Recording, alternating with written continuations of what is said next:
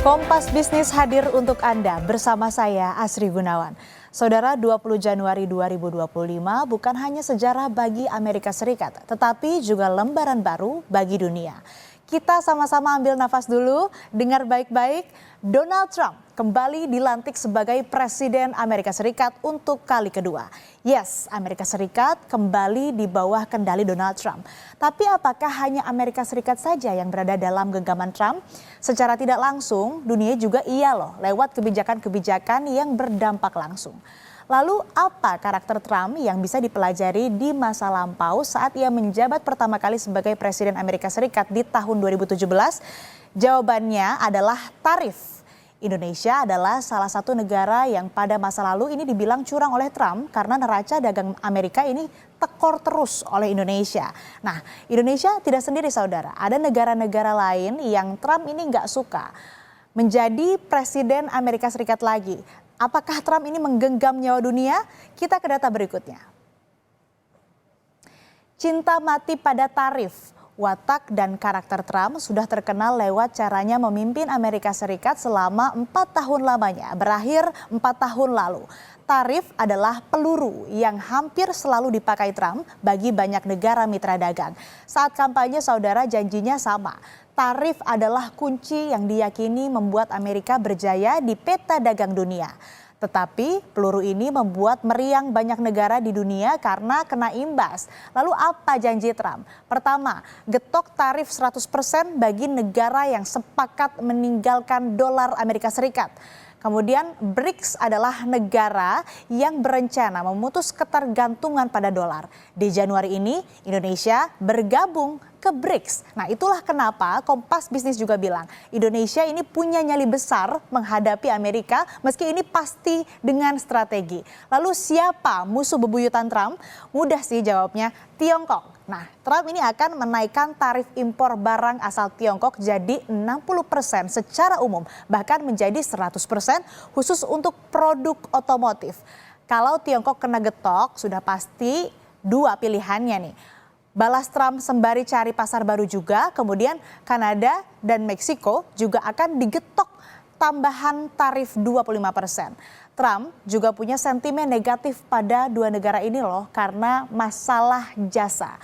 Pada dunia, Amerika sempat rekor defisit terdalam di Juli 2024 di 78,8 miliar dolar Amerika Serikat. Watak Trump ini memantik hitungan Bank Dunia. Kita akan lihat data berikut ya saudara. Bank Dunia langsung mengingatkan Amerika secara spesial mengingatkan Trump. Kalau Trump benar-benar menjalankan kenaikan tarif impor sebesar 10% dari mitra dagang global, yang terjadi adalah ekonomi dunia ini akan berkurang 2,7%. Lebih parah jika negara yang digetok tarif tinggi membalas, maka ekonomi dunia ini juga bisa tertekan sampai 0,3 persen poin.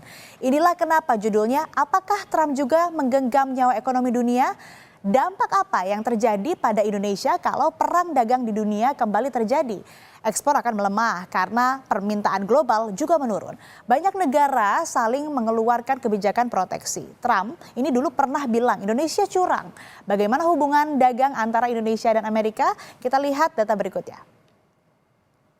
Kami ambil data terbaru milik Badan Pusat Statistik sampai November 2025. Amerika adalah penyumbang surplus terbesar perdagangan non-migas bagi Indonesia. Sederhananya Indonesia ini menang banyak karena ekspor ke Amerika Serikat. Kita lihat saudara, di tahun 2023 bulan November ini surplus dagang Indonesia non-migas atau angkanya ini adalah 1,24 miliar US dollar. Kemudian di bulan Oktober tahun 2024 nilainya adalah sebesar 1,52 miliar US dollar dan di tahun 2024 juga tahun yang sama tapi di bulan yang berbeda, di bulan setelahnya di bulan November ini sebesar 1,58 US dollar. Lihat kan datanya, dari tahun ke tahun selalu naik, bahkan secara bulanan juga naik. Kekhawatiran Trump ini untuk kasih kebijakan yang enggak-enggak ke dunia ini bisa tercermin dari pergerakan rupiah. Nah, kita lihat seperti apa pergerakan rupiah di data berikutnya. Kalau kita lihat grafiknya saudara, naik turun ya. Di tanggal 27 Desember 2024, kurs ini sebesar 16.251. Kemudian di tanggal 17 Januari 2025 adalah sebesar 16.373. Ini cukup atau sangat fluktuatif begitu ya. Terlihat sekali fluktuasinya sangat terasa. Bahkan terakhir akhirnya nyaris ke 16.400 rupiah per dolar Amerika Serikat. Tapi Bank Indonesia ini bilang nilai tukar rupiah terhadap dolar pada Januari 2025 tepatnya hingga 14 Januari 2025 hanya melemah sebesar 1% dari level nilai tukar akhir 2024. Nah, perkembangan nilai tukar rupiah terhadap dolar Amerika Serikat juga relatif lebih baik jika dibandingkan dengan mata uang regional lainnya seperti rupiah India, peso Filipina, dan baht Thailand yang masing-masing melemah sebesar 1,20%, 1,33%, dan 1,92% poin. Bank Indonesia juga menurunkan ekspektasi pertumbuhan ekonomi tahun 2025 karena menurunnya permintaan global. Tetapi hanya dengan Amerika Serikatlah Indonesia diprediksi masih akan surplus. Berikut pernyataan Gubernur Bank Indonesia Peri Warjio. Pada tahun 2025, pertumbuhan ekonomi Indonesia diperkirakan juga lebih rendah dari perkiraan sebelumnya. Ekspor diperkirakan lebih rendah sehubungan dengan melambatnya permintaan negara-negara mitra dagang utama kecuali dari Amerika Serikat. Bank Indonesia memperkirakan pertumbuhan ekonomi Indonesia pada tahun 2025 berada pada kisaran 4,7 sampai 5,5%, sedikit lebih rendah dari kisaran perkiraan sebelumnya 4,8 sampai 5,6%. Presiden terpilih Amerika Serikat Donald Trump akan dikukuhkan sebagai Presiden ke-47 Amerika Serikat pada Senin 20 Januari 2025 waktu setempat. Donald Trump dengan sepak terjang perang dagangnya dan dampaknya bagi Indonesia. Usai jeda, kita akan ulas bersama ekonom Universitas Indonesia Fitra Faisal. Tetaplah di Kompas Bisnis.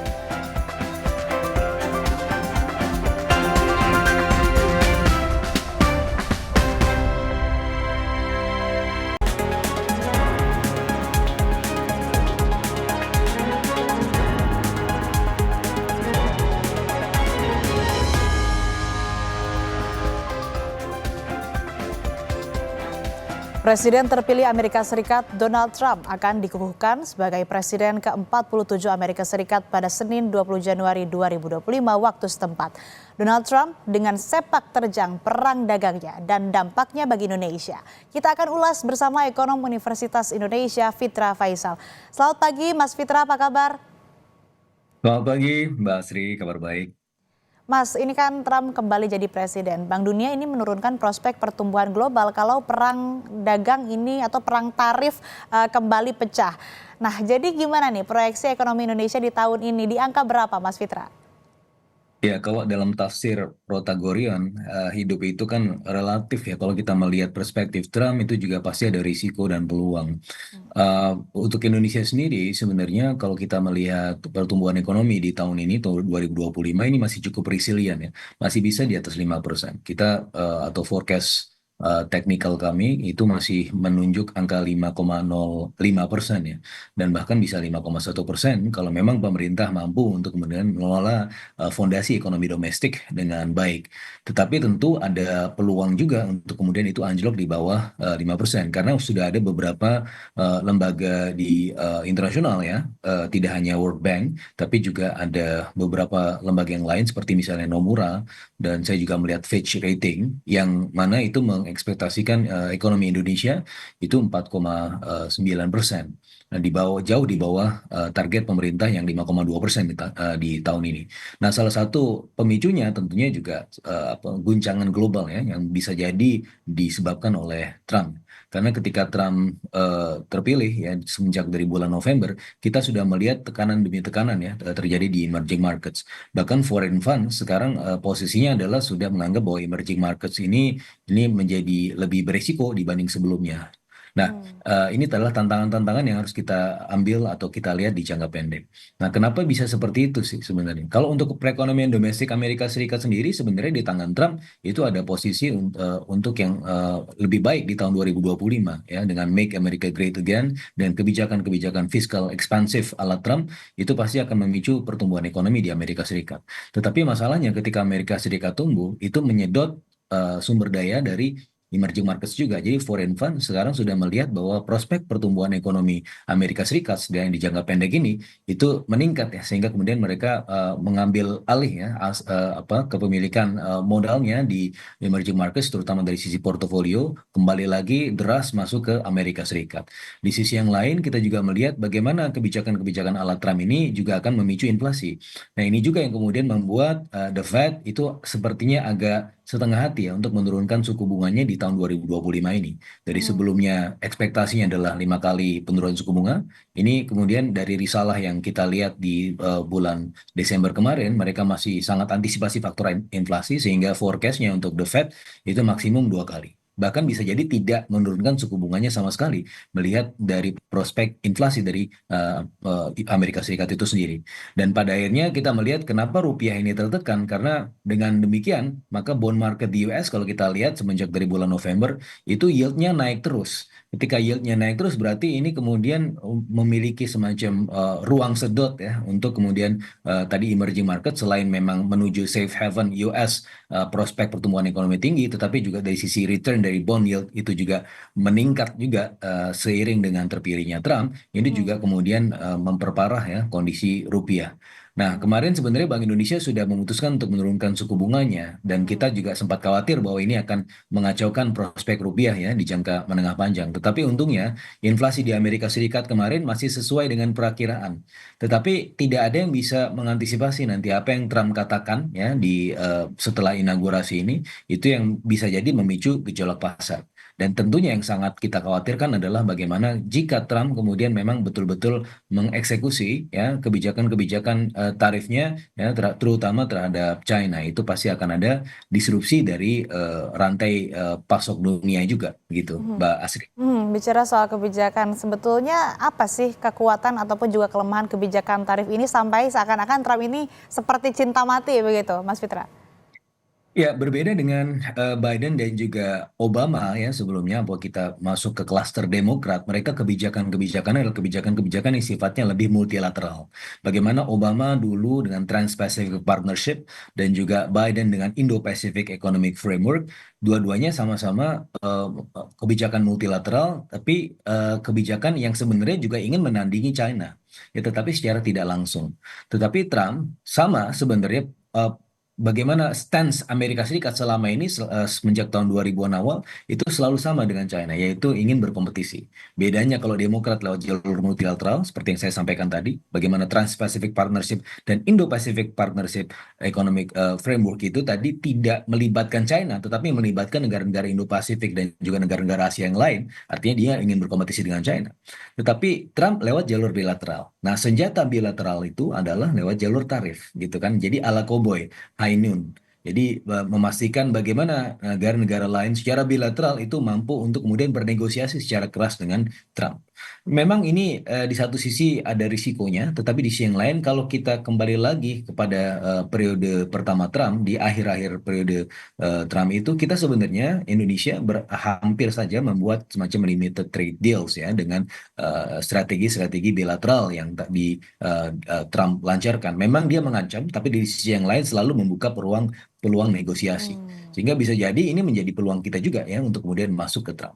Di sisi yang lain juga ada peluang juga kita ketika Trump itu terlalu keras dengan China, maka kita bisa saja menjadikan Indonesia sebagai basis kawasan yang mengelola produk-produk China, intermediate goods yang masuk ke Indonesia, sementara kita juga bisa memiliki peluang untuk re-export kepada Trump, kepada Amerika Serikat, yang mana Trump ini sepertinya tidak atau belum menganggap Indonesia sebagai ancaman. Nah, kalau kita melihat bagaimana Pak Prabowo ketika Trump itu sudah terpilih ya setelah di bulan November menelepon menyatakan penghormatannya, menyatakan selamat, dan itu juga kalau kita lihat dari sisi subliminal apa yang disampaikan Pak Prabowo ketika ya apa namanya mengafirmasi apa yang disampaikan oleh Trump ya selama telepon-teleponan itu sedikit banyak kemudian memposisikan diri sebagai bukan ancaman. Dan itu merupakan strategi Indonesia untuk juga masuk kepada apa Amerika Serikat. Jadi kita berteman dengan China, kita juga berteman dengan Amerika Serikat, dan tentunya Hmm. strategi berbeda-beda. Hmm. Ketika strategi kita meninggikan diri dia dengan Amerika Serikat, maka itu adalah bisa jadi persepsi buruk ya, karena kita dianggap sebagai ancaman. Tapi apa yang Hmm. dilakukan oleh Pak Prabowo adalah mengafirmasi Hmm. apa yang dikatakan Trump, ya, yes sir, gitu kan. Itu suatu hal yang menurut saya itu suatu strategi yang khusus ya, yang Hmm. memang ditunjukkan oleh Pak Prabowo kepada Trump. Nah, ini menurut saya menarik ya, karena dengan demikian maka kita tetap bisa untuk tetap menjalankan politik bebas aktif kita. Meskipun kita sudah masuk BRICS ya, tapi BRICS menurut saya bukan merupakan apa namanya suatu kemunduran buat kita, Hmm. karena pada saat yang bersamaan kita kan sebenarnya juga sedang submit OECD. Pun Hmm. demikian, sebenarnya dengan Trump itu yang dijalankan strateginya adalah bukan strategi lewat multilateralism atau regionalism, meskipun kita dengan BRICS, tapi kita masih bisa menjaga hubungan kita secara bilateral dengan Trump ya, dengan Hmm. Amerika Serikat. Meskipun tadi apapun kebijakannya termasuk juga soal tarif ini akan pasti didiskusikan dan juga bisa membuka negosiasi begitu ya. Tapi apakah kira-kira Trump ini akan tancap gas untuk getok tarif di semester pertama ini atau baru setelah pertengahan tahun? Dan kira-kira ekspor kita ke Amerika kayak gimana nih? Meskipun selama ini surplus dan tadi juga Mas Fitra bilang sebetulnya Amerika belum menganggap Indonesia ini sebagai ancaman begitu. Ya, saya rasa Trump di episode kedua ini akan jauh lebih soft ya. Dari Hmm. beberapa informasi yang saya dapatkan dari teman-teman di China dan juga Jepang, sebenarnya sebelum Trump terpilih pun, mereka sebenarnya sudah in favor terhadap Trump. Itu suatu hal yang sebenarnya cukup mengejutkan ya. Kenapa? Karena kan Trump ini membuat disrupsi yang sedemikian besar ya pada ekonomi dunia. Tapi di sisi yang lain, ternyata kenapa mereka lebih memilih Trump? Karena ya mereka melihat potensi ekonomi juga ya dari apa yang kemudian kepemimpinan Trump ya. Mereka sudah tahu bahwa Trump itu akan bernegosiasi secara keras, tapi Hmm. ya itu adalah bagian dari permainan juga, dan mereka sudah mampu untuk kemudian membaca itu dan membaca bahkan ruang-ruang ekonomi di balik itu. Yang kita patut sepakati ya, di zaman Trump itu tidak ada em, perang fisik ya, Hmm. dan itu juga yang kemudian bisa kita lihat nanti ke depan. Dan berikutnya adalah pendekatan Trump dengan China sepertinya akan jauh lebih soft. Bagaimana TikTok misalnya, ini sebagai salah satu indikator ya. TikTok di zaman Biden itu sudah di-ban, tapi di zaman Trump itu dibuka lagi ruang Hmm. negosiasinya. Bahkan kemarin itu sempat tutup sama sekali, nggak bisa diakses. Trump yang bilang bahwa ya TikTok dibuka lagi di zaman saya. Dan itu kemudian ada peluang negosiasi kan. Berarti kalau kita lihat ada ruang-ruang ekonomi yang bisa jadi tumbuh. Karena biar bagaimanapun Trump itu adalah negosiator, Trump itu adalah businessman. Dan itu juga kemudian ruang-ruang yang mungkin kita bisa dapatkan ya. Indonesia bisa masuk ke sana dan juga tentu masih bisa kemudian menjaga pertemanan dengan negara-negara lain gitu. Hmm. Meski tensinya lebih soft, lebih rendah begitu ya antara Amerika dan Tiongkok, tapi kan masih ada potensi efeknya terkait dengan apa kalau misalkan nantinya terjadi ada perang dagang. Nah, apalagi Indonesia juga udah gabung BRICS. Nah, kira-kira apa sih yang harus dimitigasi atas risiko fluktuasi kurs, Mas Fitra? Saya rasa yang terjadi adalah fluktuasi kurs itu bisa terjadi di jangka pendek, tapi di jangka menengah panjang mungkin akan terjadi semacam keseimbangan baru yang lebih baik begitu ya. Nah, di jangka pendek, sebagaimana yang saya sampaikan tadi, karena persepsi ruang pertumbuhan di jangka pendek ada di Amerika Serikat, maka dana tersedot ke sana, sehingga itu yang kemudian menipiskan ruang mata uang emerging markets ya, tidak hanya di Indonesia terhadap dolar Amerika Serikat, tapi rata-rata emerging markets itu memang terdepresiasi mata uangnya. Karena memang sekarang sumber utama pertumbuhan ekonomi dunia itu bisa jadi berasal dari Amerika Serikat dengan kebijakan-kebijakan ultra ekspansifnya. Tapi di jangka menengah panjang bisa jadi dengan adanya ruang-ruang negosiasi bilateral yang melalui jalur perdagangan dan investasi, itu yang juga kemudian bisa menguatkan fondasi ekonomi di emerging markets juga di Indonesia kalau kita bisa menangkap peluang itu, sehingga kemudian volatilitas nilai tukar kemudian bisa tetap terjaga dengan baik. Tentunya dengan ruang koordinasi juga antara Bank Sentral, Bank Indonesia dengan juga pemerintah ya, bagaimana juga menjaga target-target domestik itu tetap terjaga. Nah, ini semua kalau misalnya diselaraskan dengan baik, saya rasa masih bisa kemudian memandu ya pertumbuhan ekonomi kita di jalur yang dia atas 5%, ya bahkan bisa menuju 6%.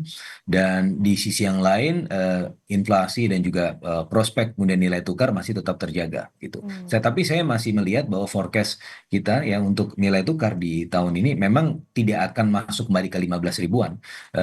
Equilibriumnya adalah di 16.500. Tapi setidak-tidaknya ya yang paling penting adalah bagaimana menjaga bahwa nilai itu tetap stabil ya di antara waktu ya tahun 2025, 2026 dan juga berikutnya sehingga tidak kemudian menghasilkan ongkos-ongkos tambahan buat perekonomian. Karena tahun lalu salah satu sumber yang menekan ya industri kita adalah dari sisi ongkos produksi yang juga salah satunya dari volatilitas nilai tukar. Nah, ini juga perlu kita jaga ya di zaman post inauguration dari Trump ini. Oke, yang nggak kalah penting juga nih Mas Fitra, singkat saja. Kira-kira akan seperti apa nih nasib pasar modal atau bursa kita ini selama Trump mengendalikan Amerika? Saya rasa masih sangat oke ya, karena Trump itu adalah penghela nafas ekonomi Amerika Serikat yang diharapkan juga menjadi penghela nafas ekonomi dunia juga. Tadi memang Bank Dunia memprediksikan ada ruang pertumbuhan yang semakin terbatas tahun 2025, tapi saya melihat bahwa ketika Amerika Serikat tinggi pertumbuhan ekonominya, yang lain juga bisa jadi ada kemungkinan akselerasi, ada bandwagon effect yang mana itu pada akhirnya akan terefleksi pada pasar kita, baik itu di pasar obligasi maupun di pasar saham. Begitu, Mbak Asri.